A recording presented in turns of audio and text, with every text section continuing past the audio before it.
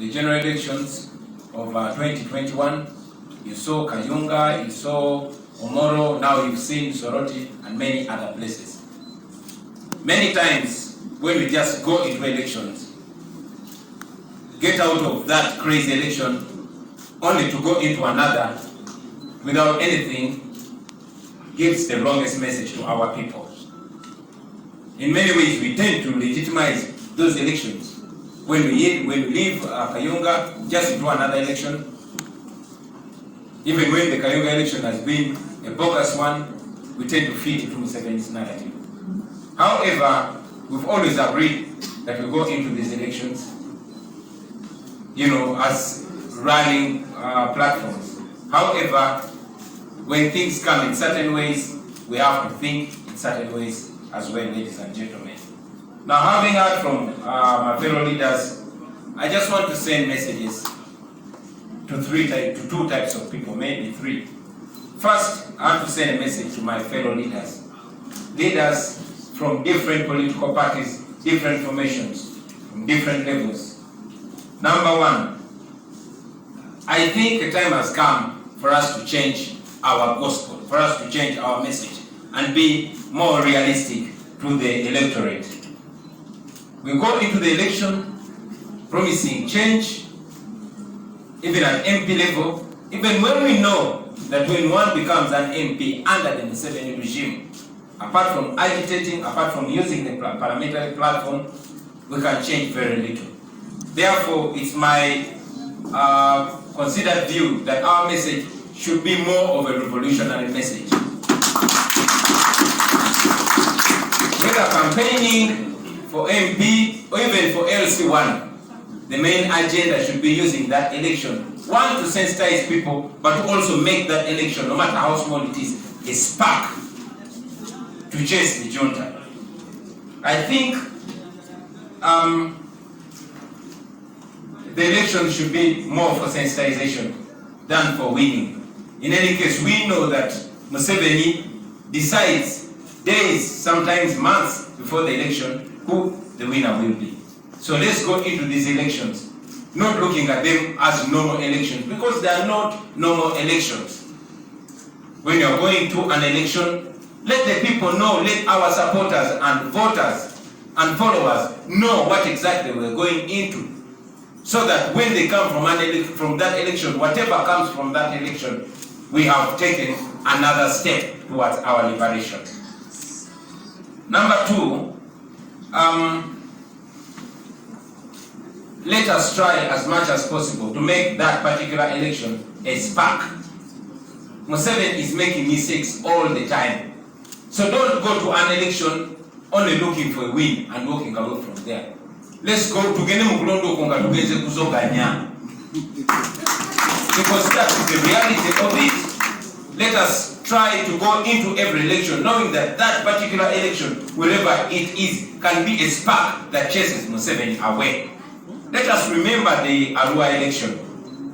I mean, we go to elections now. They arrest our leaders. They kill some of our people. We don't do nothing. That should challenge us as leaders to think of what makes sense. Third and most important message to the leaders. Friends, let us unite. Let us unite in the real sense of unity. And this message doesn't only go to leaders at presidential or MP levels, but at all levels. You notice, friends, that we have made it easy for Museveni by fighting each other. We have changed our targets from the enemy to each other. And it's unfortunate that even those that work closely with us are not making it easy for us to come together. Now, this country is bigger than our political parties. And the mission is bigger than building our political parties. In any case, one would rightly argue that there are no political parties in Uganda because we don't operate like political parties. Political parties are recognized in a democracy. But in a country where you cannot even organize as a political party, then we cannot boast of being political parties. Therefore, we are all slaves. And the more we fight against each other, it's the more we prolong it from Museveni. I will mention that many of us leaders are working closely to each other, but you, our followers, you, our supporters, and you, our fellow leaders, especially those below us, are making it easy for us to unite and therefore unite you as well. For example, I might have a very good communication line with the Dr. Besije, with the Honorable Kwabo, with the Honorable Asumani Basariwa, but again, those under me might undermine the same. And the same thing also applies to the other side. You know, I might be relating very well with Dr. Besije.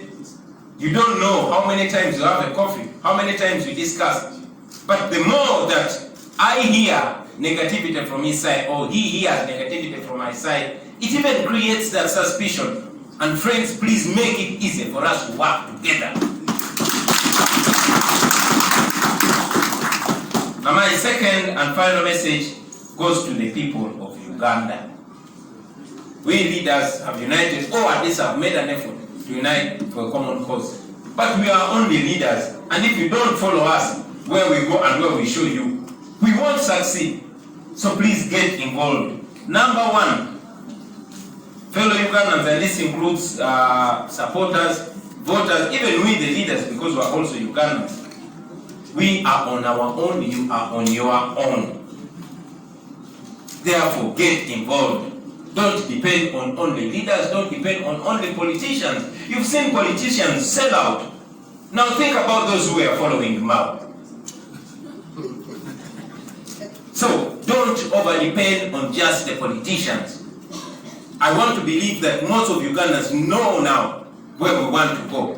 Play a role, lead from whatever angle, from whatever position you are. Lead your people to where you want them to go.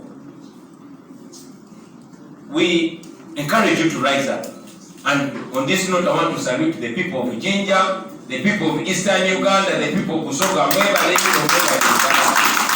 thank you. Rise up, especially non-violently. Protest. Protest. Dictators only listen to protests. Don't give up, my friends, because non-violent protests work. The reason why Museveni will come to you with all manner of ammunition, with all manner of weapons, because he knows that's what dropped all the dictators before him. You saw it happened in Sudan. Recently it happened in Sri Lanka. So let us rise, friends. You Ugandans, you have a big role to play in this. Do not give up. Continue protesting. I encourage it. I know that whenever the people of Uganda realistically threaten Museveni, that's when he comes out with brute force. But continue shaking him, continue shaking him. He's not as firm as he used to be, and we won't be as firm tomorrow as he is now. So continue shaking him. Last but not least, I want to remind you, friends, that much as there are political parties, the original inspiration, at least to myself and my team, was people power, was the power of the people. People power means you. When you go to elections and you're frustrated, at least you know you have the power. Organize, organize, organize, connect with all like minds. The biggest objective is to drop Museveni. These other, intentions are smaller. One might want to become MP, you come from that election, they become MP, they become mayor. But for as long as Museveni is president, we are still in trouble. So let's pursue the common agenda, ladies and gentlemen. Of course, I always listen to mention that we are non-violent. We do not promote violence. However, I know that there will come a time when we cannot stop even those violent ones. Okay? The Constitution commands us to defend it. The Musevenis, when they were younger, they picked up guns. Do they think people can't pick up guns? So we might not be encouraging people to pick up guns, but again, we're losing the moral authority to stop whoever wants to do whatever.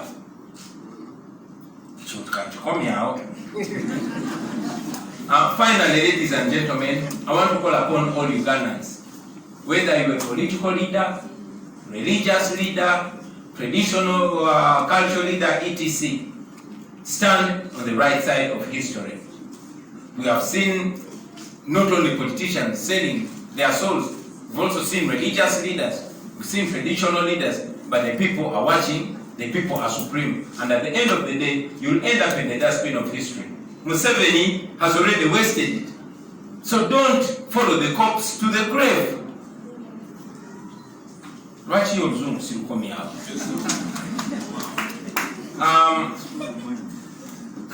Kambide mu Luganda mpola mpola.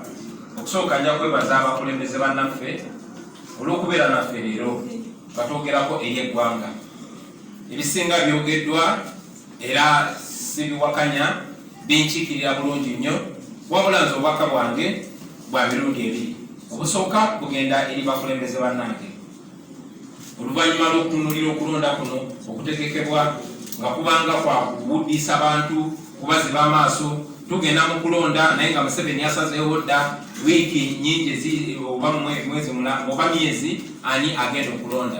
Ne tugenda mu kalulu, abantu ne bajoogebwa, eddoboozi ly'abantu ne livulugibwa, naye ate ne tuvaayo ne tugenda bugenzi mu kalulu kalala. Kibanga ekigamba nti tuzze wano ne Museveni alage naddala amawanga agavugirira Uganda ssente nti okulonda kubaddewo era awangudde.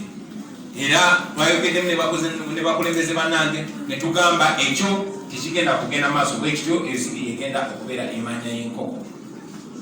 N'olw'ensonga eyo obubaka bwange nga nze eri bakulembeze bannange buli nti bwe tuba tugenda mu kulonda tukyuse enjiri yaffe nga tugenda mu kulonda, tukyuse message yaffe nga tugenda mu kulonda. Abantu baleme genda mu kulonda nga basuubira nti tugenda kulonda kati omuntu atuyambe. In any case ne bwe baba balangiridde oyo gwe bagadde okulangirira ng'ali ku ludda lwaffe, kitono kyasobola okukyusa Museveni bw'aba nga yakyatufutumaddeko. N'olw'ensonga eyo tugende nga mu kulonda, bwe tuba tugenze mu kulonda, tugende mu kulonda nga tumanyi nti tugenze mu lutalo, nga tumanyi nti tugenze kuzoganya, era nga tumanyi nti tugenze kuwagala abantu. Tugende mu kulonda nga tunuulidde ebintu bingi, naye okusingira ddala okulonda okwo kuyinza okubeera emmanduso egenda okutwala Museveni. Kuba buli kulonda Museveni akola ebyobuswavu bingi nnyo, buli kulonda Museveni amenya amateeka mangi nnyo, ajooga bannayuganda bangi nnyo. Ekyennaku abantu ne basigala nga tebalina kye bakoze okusinziira ku kye baba balina okukola n'okusinziira ku joogo lye baba bataddeko. Ekirala ekyokusatu, njagala obasaba bakulembeze bannange tukwatagane, tukolagane, kubanga tulina ebitugatta bingi okusinga ebitwawula. Naye nga n'ekitugattira ddala ekisinga obukulu, ekisinga byonna byonna byonna kyekyokuba nti ffenna tuli basibe, ffenna twagala kutyako Museveni. Tuyinza okugenda mu kulonda nga tuli babibiina byanjawulo ne tulumagana okwawukana mu bibiina oba okwawukana mu bakandideti, ne kijjawo ekifaananyi ekikulu, ne kijjawo missoni enkulu, ye Museveni kiba kimukolera. Nkiraba ebiseera bingi mufa abakulembeze naddala abali wansi waffe n'embawagizi baffe nga ne bwe tugezaako okukwatagana bo kyekibakolera. Njagala okubategeeza nti buli tulumagana tuba tuyamba Museveni. Tetwetaaga kuba ba mukwano, tetwetaaga kuba nga tukubiragana essimu, n'ate era tetwetaaga kulwanagana kuba Museveni ayagala nga tulwanagana. In fact ajja kuinvestinga kyamaanyi nnyo okulaba ng'ateekawo okubagana wakati waffe kubanga kitusala sipiidi. Ffe abakulembeze tuyinza okuba tukwatagana, for example kyogeddeko muluzungu wano nti olumu tukyaliragana n'abakulembeze, naye ate mmwe bannange bakulembeze bannaffe naddala abatuli wansi mukifuula kizibu offe okukwatagana, mukifuula kizibu okukolagana. Buli otekinga step okolagana, ebigambo ebibadde muli birina kubanga bituikaleginga nti ekyo kyemukola kituufu kubanga kituufu. Naye bwe tukwatagana ate mwe ne mulufuula lutalo wakati wammwe mubiba mu bikalu bya bannange, muba mutulemesa. Ffe tumanyira okwekubira akasimu ne tunywa ne kacaayi, ne kati gwe kuba akafaananyi ng'oli wa NUP mbadde ne Dr. Besigye ate ng'amanyi nti oli ttaano wange, naye n'alaba ate ng'owandiise bw'oti olowooza nti abatanneekengere. Abaffe gwe kuba akafaananyi otina okola naye ne tukwatagana naye, naye ate nendaba ng'obaka obudde gy'oli buli negative mbasigenda mwekengera. N'olw'ensonga eyo mukutukaluubiriza bannange mutugondeze okukwatagana kubanga mubika. Obubaka bwange obusembayo nja kusindika eri bannayuganda. Okusookera ddala mujjukire nti muli ku lwammwe, mulekerawo okwesiga okulonda kwokka kuba okulonda kwokka tekugenda bayamba. Elections alone will not help you. Our recent history has shown us. So tulina okugenda mu kulonda nga tulina ebirowoozo eby'enjawulo. Mumanye nti tujjeeyo okulonda tuba tuzze bagatta, tuba tuzze kubawagala. Okusingira ddala okulonda tulina okugenda mu kulonda nga tugenze kuzoganya. Tetukyanguyiza Museveni kubeera tuvudde mu kulonda ate ne tudda mu kulala bwe tuti. Ffe nga ffe ekyakuleka by'obukulembeze twajja kusitula maanyi g'abantu kyetwayita people power. Naye people power yemmwe ffe nga abakulembeze tusobola okulaba ekkubo ne tulikwata namwe ne tubayita, naye ate bwe mutatugoberera kwata kkubo eri tuba tetukola ki tetujja kumalako. N'olw'ensonga eyo bannange bwe tubasongeranga awantu mukole ekyetaagisa. Ekirala nja kubasaba musitukiremu buli musobola.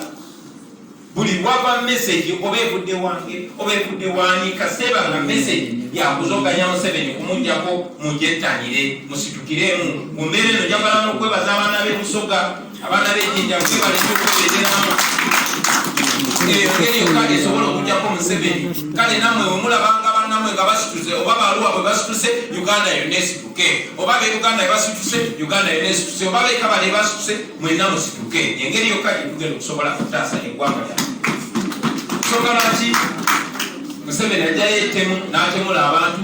Kubanga munnanga akimanyi nti engeri yokka bannakyemalya gye bagenda, engeri yokka bannakyemalya w'e Sudan gyagenze, engeri yokka nakyemalya w'e Sri Lanka gyagenze. N'olw'ensonga eyo bwe mulabanga bannammwe bayimukiddemu nammwe musitukiremu basebo ne bannyabo. Nja kumaliriza nga mbasaba kubanga kukubadde okusaba kwaffe.